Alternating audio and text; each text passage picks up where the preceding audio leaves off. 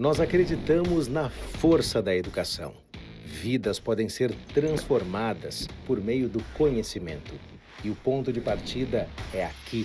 A FMP é o lugar para quem deseja viver a experiência transformadora de melhorar o mundo. É um lugar de excelência, de oportunidades e ideais. E é o lugar do direito. O direito é na FMP e é para a vida. Bem-vindos ao Âncora Livre. O nosso convidado de hoje é Luciano de Faria Brasil, presidente da Escola Superior do Ministério Público.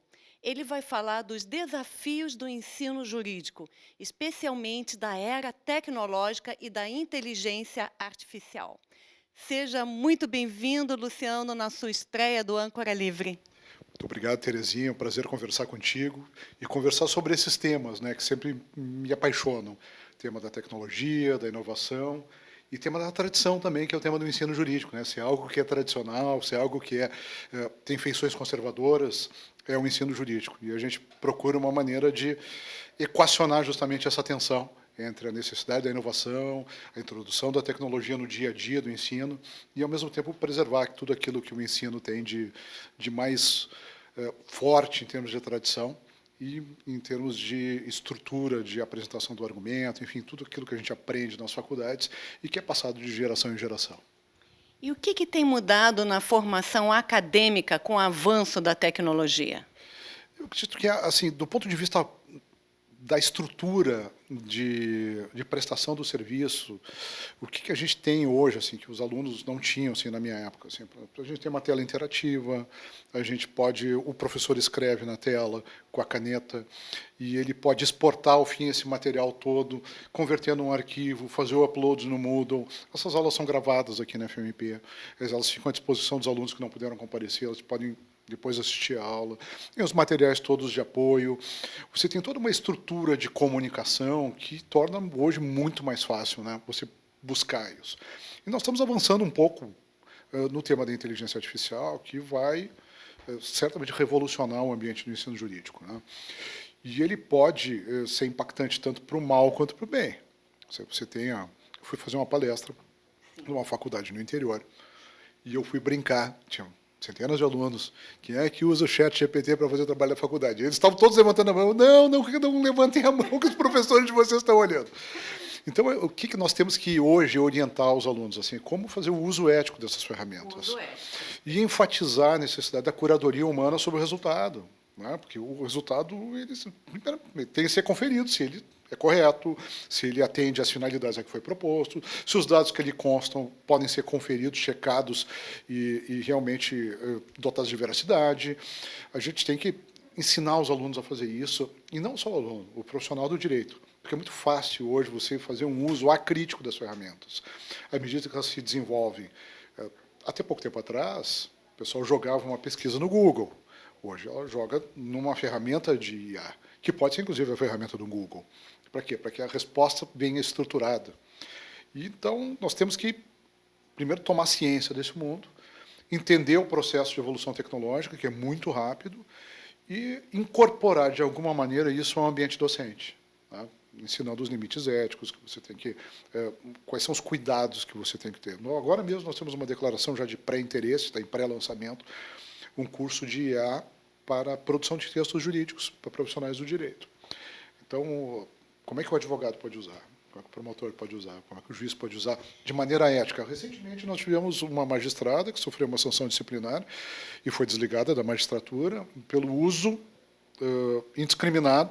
Eu estou pegando assim, o que saiu na imprensa. Estou fazendo um juízo que eu não conhecia os autos do processo disciplinar que levou a isso, do processo judicial que levou a isso.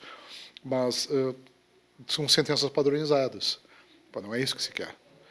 A ferramenta de inteligência artificial é um apoio, ela não pode nunca substituir a análise humana. Ela é uma ferramenta que vem para nos facilitar, ela vem para nos ajudar a fazer o trabalho, principalmente o trabalho de redação. Ela não pode ser um decisor, ela não pode tomar a deliberação. A deliberação é humana, isso é necessário.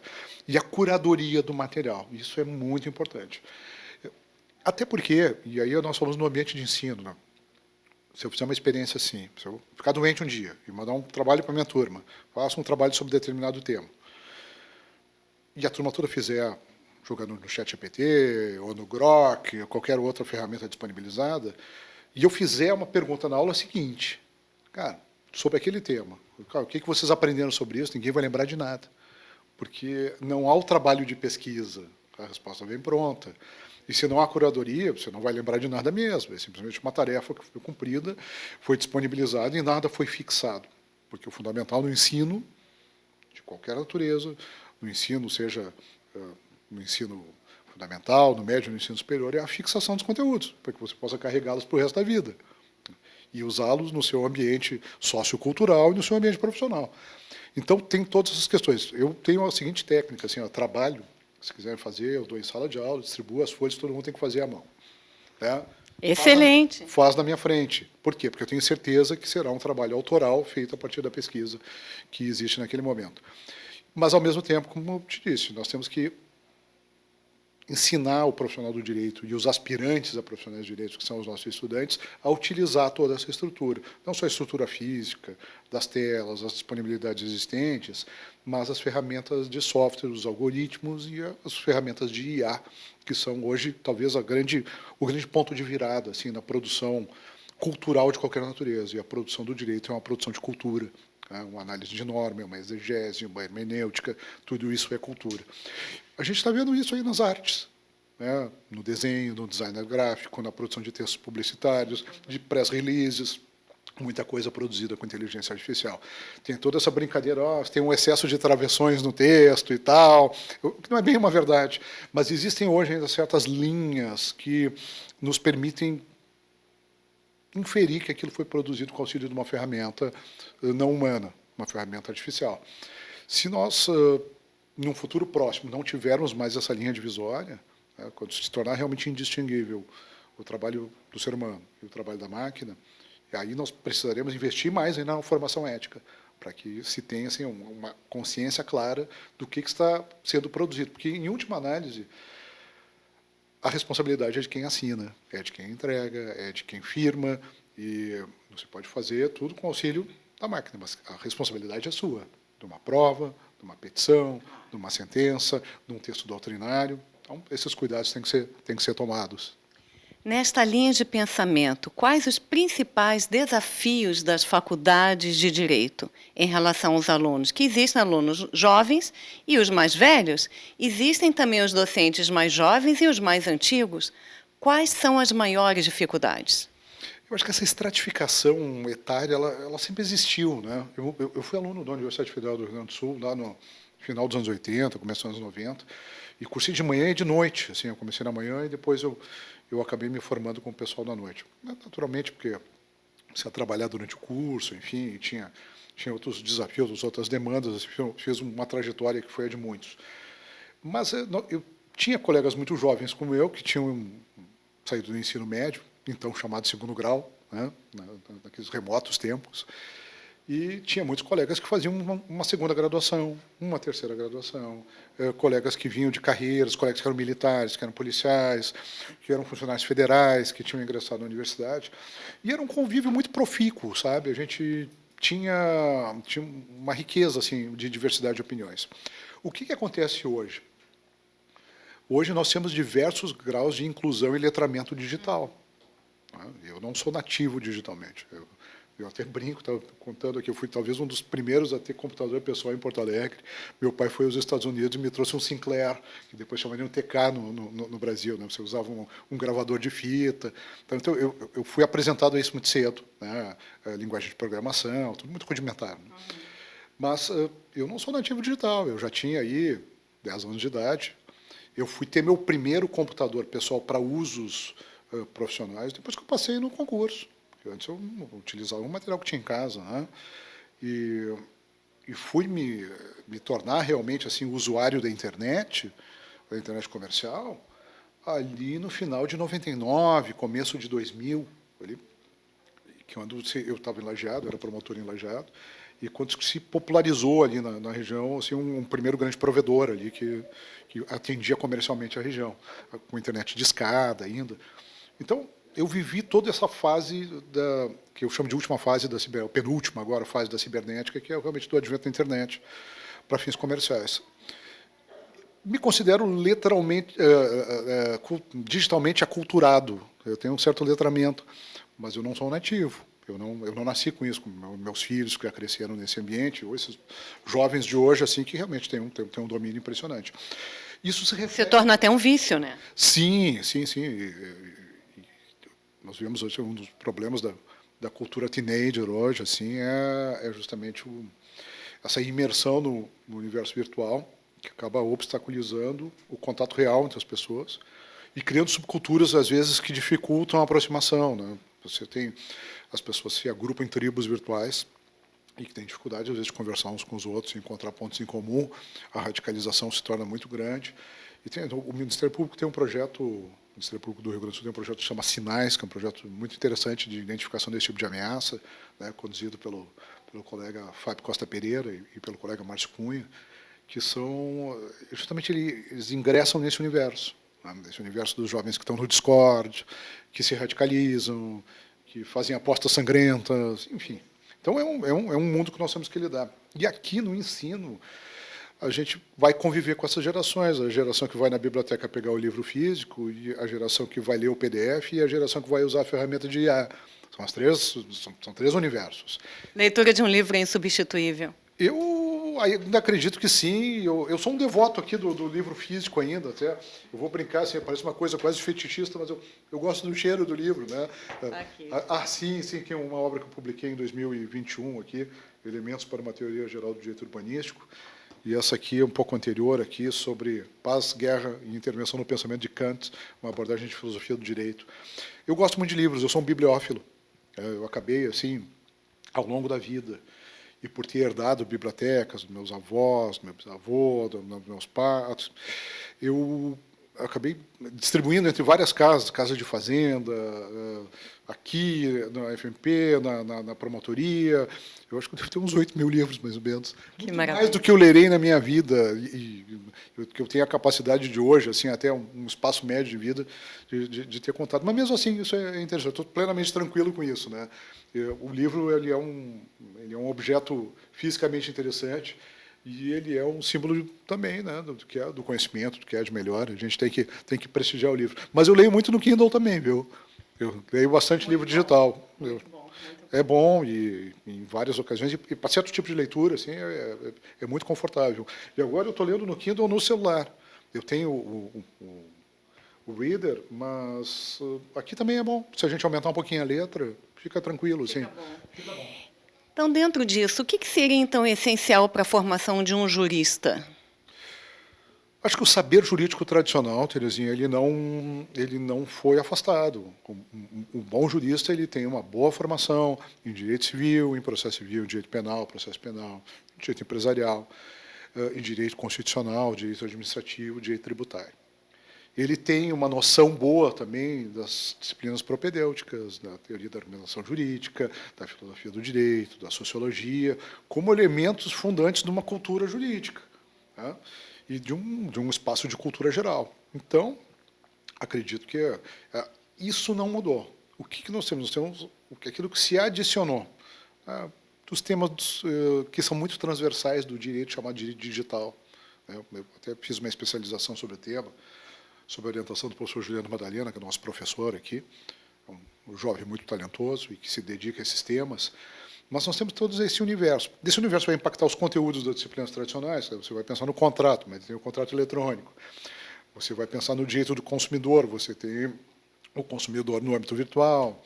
Você vai pensar nas circunstâncias da vida civil, todas elas podem ser praticadas, praticamente todas, né, no âmbito virtual. Como é que isso redesenha os relacionamentos, como é que redesenha as relações entre os gêneros, como é que redesenha o matrimônio e todas as formas derivadas ou articuladas de relação afetiva daí decorrente ou associada.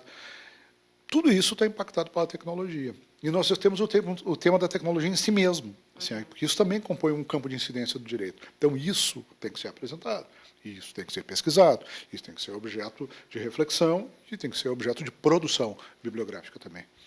E como a FMP tem lidado com o avanço da tecnologia?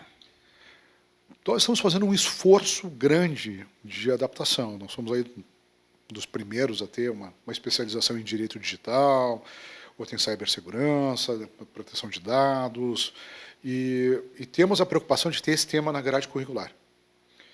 Mas não é suficiente. Nós temos que avançar. Nós temos que avançar na nossa estrutura administrativa, rotinizando e automatizando várias tarefas por meio das ferramentas de inteligência artificial bem pensadas e bem concebidas para as tarefas. E tudo isso tem que refletir na sala de aula, porque nós temos que ter o professor plenamente capaz de usar essas ferramentas, né? E não precisa nem gostar das ferramentas, mas ele tem que ser capaz de usar.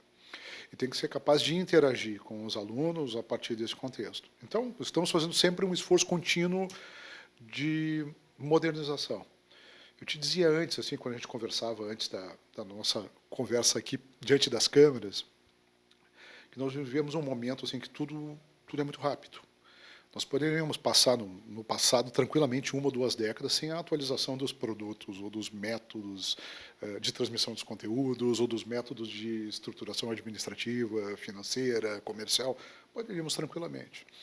Hoje, se você ficar 3 anos sem mudar, sem atualizar, sem aprimorar, você já está defasado, tranquilamente, você pode, sem dúvida alguma.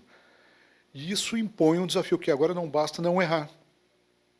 Você tem que acertar. Você tem que trabalhar ativamente para acertar. Isso aumenta muito a faixa de risco, né? De você não prospectar bem o cenário, de você não tomar as medidas adequadas. Então, tudo tem que ser feito com muito cuidado, com muita atenção, com muito diálogo prévio e com muita convicção. Tá? Com essa convicção é necessária. Mas nós estamos aí fazendo sempre esse esforço de atualização temático, administrativo e docente, do ponto de vista da incorporação das novas tecnologias à realidade do ensino jurídico. A IA pode ser uma aliada do direito de uma forma positiva? Sem dúvida, sem dúvida. Assim, como todas as grandes tecnologias, né? Talvez o primeiro grande impacto das tecnologias acaba tendo um teor negativo imenso. A gente vai pensar na Revolução Industrial e nos males causados ao ambiente de trabalho. A gente tem todas aquelas narrativas lá das condições terríveis dos trabalhadores das fábricas na Grã-Bretanha, lá no início da Revolução Industrial. Mas a Revolução Industrial nos trouxe depois um cenário de abundância, de conforto, de libertação de certas atividades diárias que eram praticamente um ordalho, né, na vida de uma pessoa. Né? Eu sempre digo assim, eu venho do meio rural.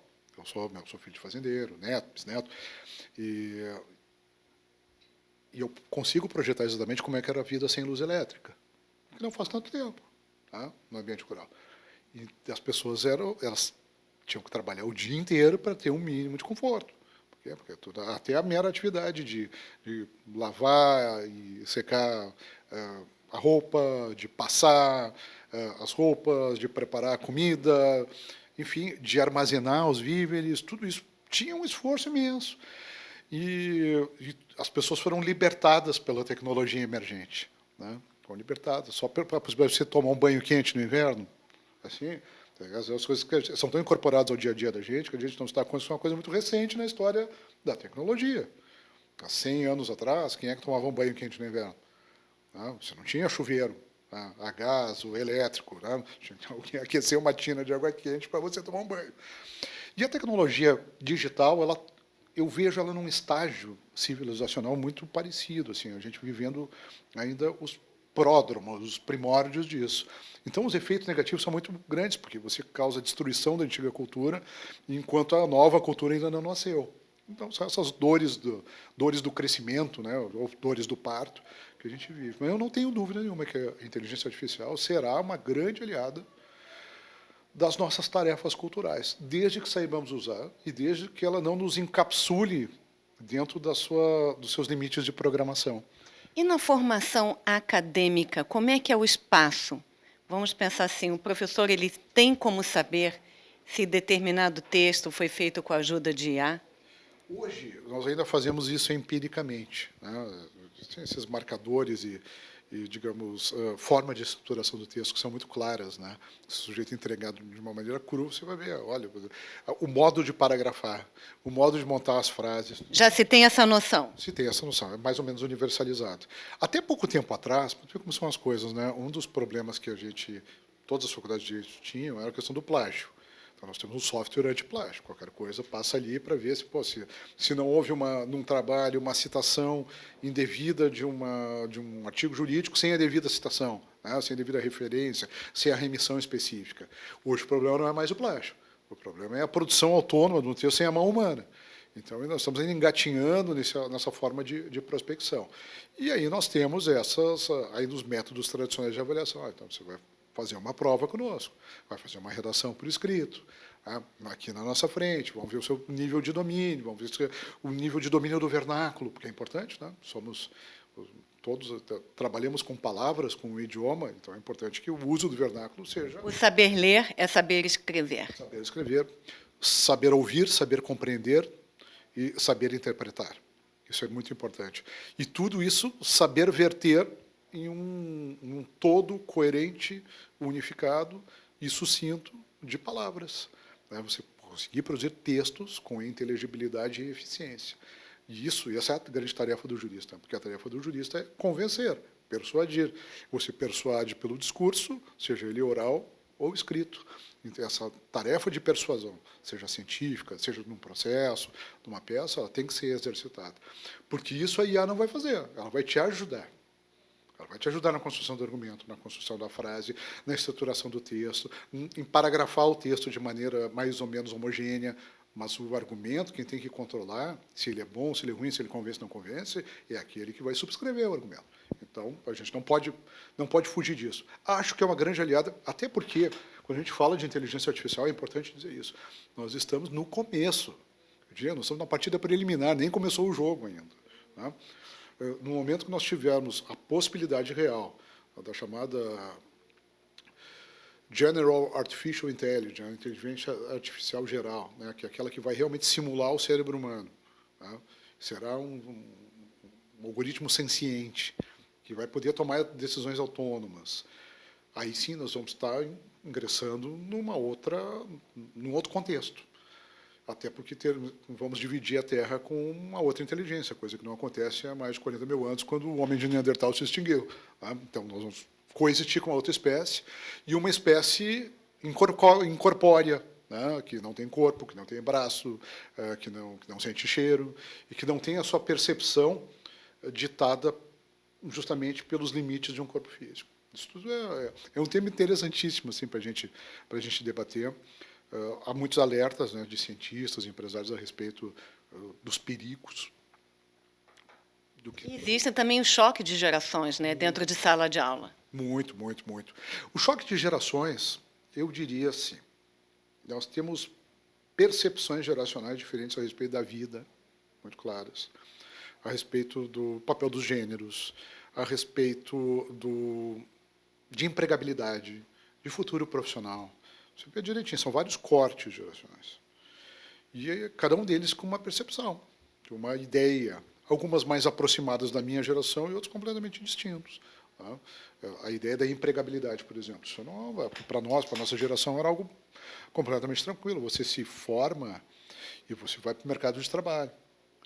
E você vai ter uma carreira, ou vai se empregar numa empresa, no escritório de advocacia, ou você vai empreender, ou você vai para o setor público, vai buscar uma carreira de meio, ou uma carreira finalística, você vai para uma grande função de Estado, você vai buscar a magistratura, o Ministério Público, a Defensoria, enfim. Isso não é algo tão consensual hoje, se a gente pegar um extrato, uma coorte geracional mais jovem. Assim. Se refere às novas gerações, o que elas têm buscado. Isso, e a gente fala assim meio genericamente, mas tem várias novas gerações, né? Você tem vários estratos assim que são distintos entre si. E alguns deles não estão preocupados tanto com a empregabilidade, tá? Que é um tema assim que nos preocupa. Queremos, sim, assegurar que a gente forme profissionais que sejam capazes de ingressar no mercado na posição que escolherem, né? Nos caminhos que determinarem. Então, a gente vê essa diferença. Assim. E transitar nisso é o grande desafio. Porque você está na sala de aula, você está dando aula para todas essas gerações juntas, e você tem que fazer com que eles se interessem pelo tema, que a aluna ou o aluno se tornem interessados naquilo, consigam apreender e fixar os conteúdos, e, ao mesmo tempo, participar e aquilo ser útil, de alguma maneira, nem que seja para a cultura geral. Qual o papel, então, da FMP neste sentido, de orientação? Acho que a FMP, que é uma instituição que tem 41 anos de idade, fundada lá em 30 de novembro de 1983, por um grupo de promotores e procuradores de justiça que deram um passo ambicioso à época e fundaram a primeira escola superior do Ministério Público no Brasil. Ela tem um papel justamente de excelência. Eu tenho muito orgulho do legado que recebi dos meus antecessores e espero repassá-lo íntegro e aprimorado aos meus sucessores, né? Sempre foi um centro de reflexão, isso é uma coisa importante, né? A gente pensa num pequeno centro universitário, focado num curso, que é do Direito, que tem o curso de graduação, tem os cursos de pós-graduação, tem o mestrado acadêmico, tem o curso preparatório para concurso, tem os cursos livres, todos girando dentro do arco temático do direito.